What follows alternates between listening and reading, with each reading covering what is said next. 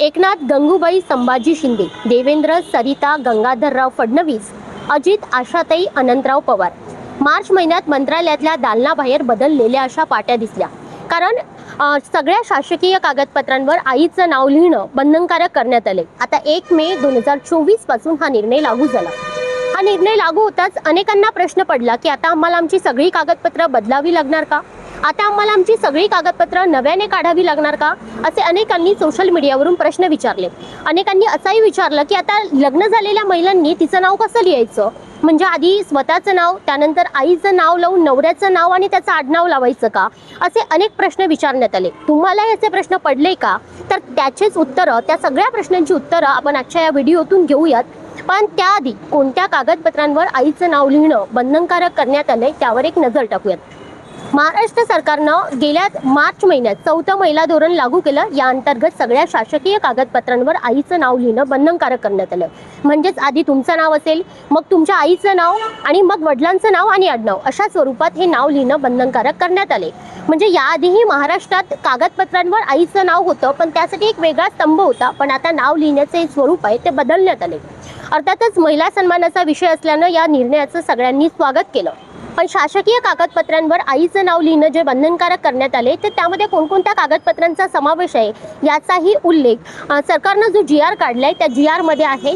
तर सरकारच्या GR नुसार जन्माचा दाखला, शाळेत प्रवेश करताना भरायचा अर्ज, सर्व शैक्षणिक कागदपत्र, जमिनीचा सातबारा आणि प्रॉपर्टीची सर्व कागदपत्र, शासकीय निमशासकीय कर्मचाऱ्यांच्या सॅलरी स्लिप, शिधापत्रिका वाटप म्हणजेच रेशन कार्ड, मृत्यूचा दाखला या सगळ्या कागदपत्रांवर आईचं नाव लिहिणं, वडिलांच्या नावाआधी आईचं नाव लिहिणं बंधनकारक करण्यात आले. पण आता मग ही सगळी कागदपत्र तुम्हाला नव्याने काढावी लागणार का? तर याबद्दलही शासनाने काढलेल्या GR मध्ये माहिती देण्यात आलेली आहे. त्यात त्यांनी असं म्हटलंय की आता आधी स्वतःचं नाव, स्वतःच्या नावानंतर आईचं नाव आणि वडिलांचं नाव आणि आडनाव अशा स्वरूपात तुम्हाला हे नाव लिहिणं बंधनकारक करण्यात येत आहे. पण हा शासन निर्णय जो आहे तो 1 मे 2024 नंतर जन्म झालेल्या व्यक्तींनाच लागू होईल. म्हणजेच याचाच अर्थ असा होतो की तुमच्याजवळ आता सगळी जी कागदपत्र आहे ती तुम्हाला बदलावी लागणार नाही, त्यात कुठलाही बदल करावा लागणार नाही. कारण 1 मे 2024 नंतर जन्मलेल्या बालकांनाच हा निर्णय लागू होतो. पण आता कागदपत्र तर बदलावी लागणार नाही. मग लग्न झालेल्या महिलेनी तिचं नाव कसं लिहायचं? आधी स्वतःचं नाव, मग आईचं नाव आणि मग पतीचं नाव लिहून त्याचं आडनाव लावायचं का? तर याबद्दलही या GR मध्ये माहिती देण्यात आलेली आहे. त्यांनी असं म्हटलंय की आधी लग्न झालेल्या महिला ज्या पद्धतीने नाव लिहायच्या की आधी स्वतःचं नाव, त्यानंतर पतीचं नाव आणि त्यानंतर आडनाव, हीच पद्धत कायम ठेवण्यात आलेली आहे. त्यामध्ये कुठलाही बदल नाही.